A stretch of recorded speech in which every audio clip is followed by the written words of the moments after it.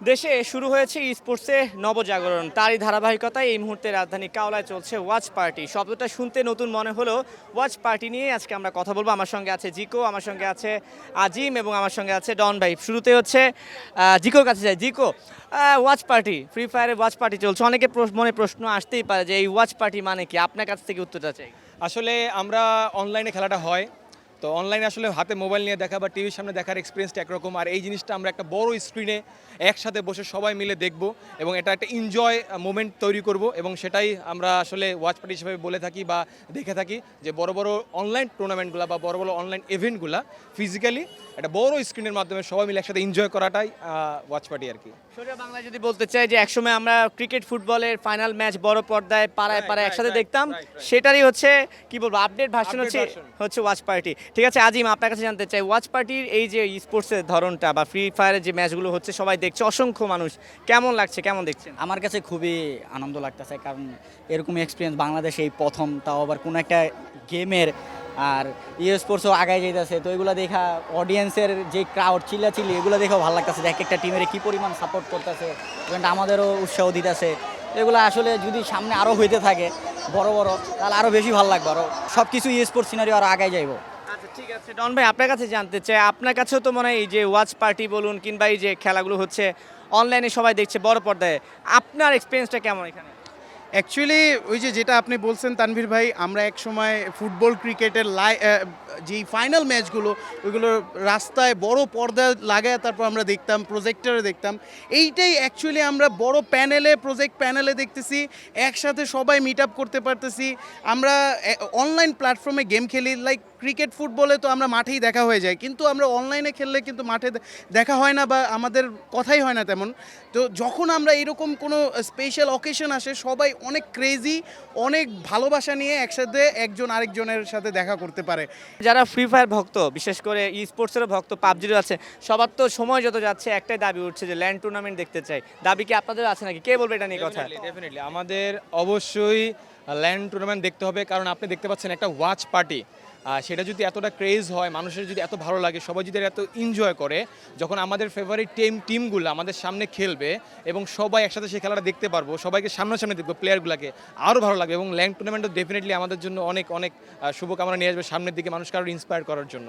আমাদের নতুন অ্যাম্বিশন শুরু হয়েছে যে ক্যাম্পাস হিরো, ঠিক আছে? তো free fire campus hero already আমরা ঢাকার মধ্যে প্রায় 5-6টা করে ফেলছি, ঢাকার বাইরেও আমাদের প্রায় 10-15টা হয়ে গেছে। অ্যান্ড আমরা টোটাল ইউনিভার্সিটিতে টুর্নামেন্ট করতেছি।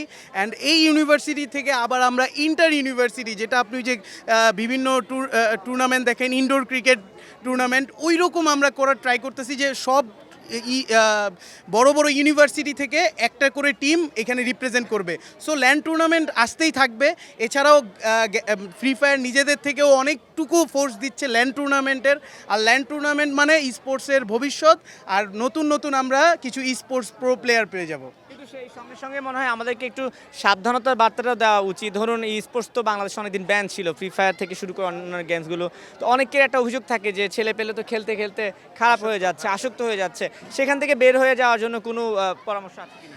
একটাই পরামর্শ, যেইটার ভালো দিক আছে ওইটার খারাপ দিক অবশ্যই আছে। Negative always negative. তো পজিটিভের মধ্যে নেগেটিভ থাকলেও আমাদের পজিটিভটাই নিতে হবে। তো লাইক আমি আমার স্টাডি করছি, আমি আমার গ্র্যাজুয়েশন কমপ্লিট করতেছি, এইটার সাথে সাথে আমি গেমসও খেলছি। যেমন আমরা ক্রিকেট যারা খেলি অথবা ফুটবল প্লেয়ার, ন্যাশনাল প্লেয়ার্স যারা আছে, তারাও কিন্তু পড়ালেখা অনেক বেশি হাই এডুকেশন কমপ্লিট করে ফেলেছে। তো এটার মেইনলি এইটা যে আমরা ভালো জিনিসও আছে, খারাপ জিনিসও আছে। তো আমাদের রেস্ট্রিকশন এটাই থাকা উচিত যে আমরা যতক্ষণ গেম খেলবো এটা লিমিটেশনে রাখবো।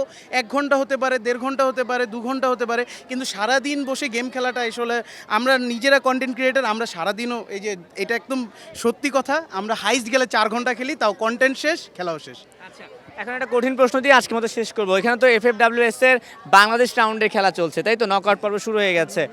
আপনার কাছে কি মনে হয় কোন দুইটা দল উঠতে পারে? চালাকি করা যাবে না। আসলে কোন দুইটা দল এখন তো ওইটা বলা যাবে না, দেখা গেছে যে কোনো টিমই উঠতে পারে। তো আমার ফেভারিট দুইটা টিমই আছে, RHK আর হচ্ছে জেবি। তো আমি চাই ওরা দুইজনই যাক, যাতে দিন শেষে ভালো কিছু একটা নিয়ে আসতে পারে বাংলাদেশে। এখানে আমার একটা ডিফারেন্ট বিষয় আছে। এখানে ডিফারেন্ট কেসটা হচ্ছে অনেক নতুন নতুন টিম চান্স পাচ্ছে। আবার অনেকেই যারা অনেক আগে খেলতো বাট এখন খেলা অলমোস্ট ছেড়ে দিয়েছে, বাট তারাও ব্যাক করতেছে। যেমন জেবি কিন্তু আগের থেকে স্পোর্টসে ছিল, ওনারা এখন ব্যাক করেছে। এবং অনেক টিম আছে যারা সাসপিশিয়াস, মানে সাসপিস না, মানে সাপ্রেসড আছে, যারা এমনি মানুষের সামনে বেশি একটা আসে নাই, বাট এখন অপরচুনিটি পাচ্ছে। অনেক নতুন নতুন টিম আসছে। সো এইটা অনেক কমপ্লিকেটেড কোয়েশ্চেন তানভীর ভাই, আমরা আসলে এটা অ্যান্সারেবল না। কিন্তু তবু একটু দিতে হবে, উনি কিন্তু দিয়ে দিয়েছে। আপনার কাছে মনে হয় যে অনেক নতুন দল পুরানোর মধ্যেও কোন দুইটা দল আসলে যাওয়া উচিত বা আপনার কাছে মনে হয়? হ্যাঁ, এটা আসলে সত্যি experience team. Job breakers, RHK, Bangladesh top one ছাড়াও কয়েকটা ভালো ভালো স্কোয়াডস আছে। কিন্তু আমরা আসলে অ্যাপ্রিসিয়েট করব যেই যাক বাংলাদেশের নামটা উজ্জ্বল করুক এবং ফাইনালে কোয়ালিফিকেশন করুক। ফার্স্ট অবস্থায় যদি ফাইনাল জিতে যায় তাহলে তানভীর ভাই যদি জিতে যায় এটা একটা বড় বড় সারপ্রাইজ থাকছে বাংলাদেশের জন্য। না, আমি আসলে বলতে চাচ্ছি এটা যে ও যেটা বললো যে আসলে এক্সপিরিয়েন্সের দিক থেকে জব ব্রেকার্স আর আরএইচকে টপে আছে, বাট তারপরেও আমি তোমার মনে করে দিতে চাই বাংলাদেশ টপ ওয়ান রিসেন্টলি যা করে দেখাইতেছে এটা কিন্তু আসলে তোমার মানতে হবে ভাই। কারণ বাংলাদেশ টপ ওয়ানের একটা প্লেয়ার আছে আলিফ গেমিং নাম, ও আপনার রিসেন্টলি পিসি মানে কম্পিউটার এমুলেটার গেম প্লে করতো, সেখান থেকে মোবাইলে শিফট হয়েছে এবং উইদিন শর্ট টাইম মাত্র 2-3 মাসের মধ্যে তার গেম প্লে তাকে এখানে নিয়ে আসছে। সো বুঝতে পারতেছেন ওদের ক্যাপাবিলিটি তোমার মাথায় রাখতে হবে। সো আমরা আশা করি এই 3-4টা টিমের মধ্যেই কোনো 2টা টিম ইনশাল্লাহ যাবে, কিন্তু ওরা গেলে ভালো হবে ভাই, শুধু গেলেই তো হবে না, আমাদের জন্য কিছু তো নিয়ে আসতে হবে, এটা হচ্ছে মেইন কথা। ঠিক আছে, জিকো, ডন এবং আজিম, আপনাদের তিনজনকে অসংখ্য ধন্যবাদ। দর্শক কথা বলছিলাম তাদের সঙ্গে, চলছে ফ্রি ফায়ারের ওয়াচ পার্টি। জানি না কারদের সঙ্গে আমাদের দেখা হবে ইন্দোনেশিয়ার জাকার্তায়। সে পর্যন্ত সঙ্গে থাকতে হবে এবং চোখ রাখতে হবে সময়ের গল্পে।